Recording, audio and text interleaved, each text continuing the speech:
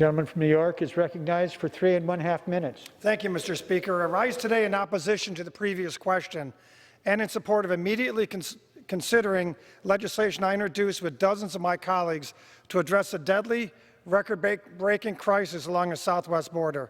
Specifically, this bill, H.R. 4828,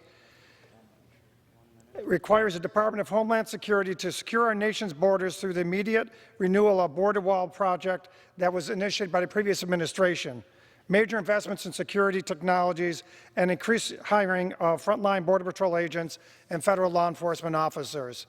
The Border Security Act is a multifaceted solution to secure our borders and prioritize the safety of Americans. As a result of President Biden's misguided and destructive border security policies, there were 208,887 encounters along the southwest border in August 2021. That's a 317% increase from the previous year. August was a sixth straight month with more than 170,000 illegal encounters, a trend never before recorded. In a 24-hour period on August 1st of this year, U.S. Border Patrol encountered over 5,900 individuals from 33 different countries trying to cross the border. This is not seasonal migration from Northern Triangle countries, as this administration would have you believe. This is a self-inflicted disaster stemming from this administration's destruction of any semblance of border security that began on President Biden's first day. While many of us thought the border crisis couldn't possibly get any worse, just this week, over 15,000 migrants illegally surged into Del Rio, Texas. According to the recently departed chief of the Border Patrol, the front line is rapidly losing the situational awareness required to know who and what is entering our homeland. Border Patrol has already intercepted known or suspected terrorists trying to come across the border this year, quote, at a level we have never seen before, end quote. Illegal immigration is not the only threat along the border. This year, CBP has already seized enough fentanyl at the border to kill every man, woman, and child in the United States 7 times over. That's just what we caught at the border.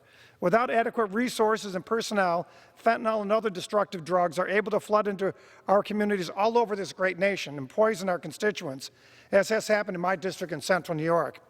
In addition to ensuring preparedness along the border, the Border Security for America Act would resume construction of the border wall system, requiring the hiring and training of additional officers and agents to maintain an active duty presence along the southwest border, something we don't have right now, and increased number of agricultural specialists, canine units, and support officers. We know these policies work and that President Biden's negligence has already proven dangerous to our national security.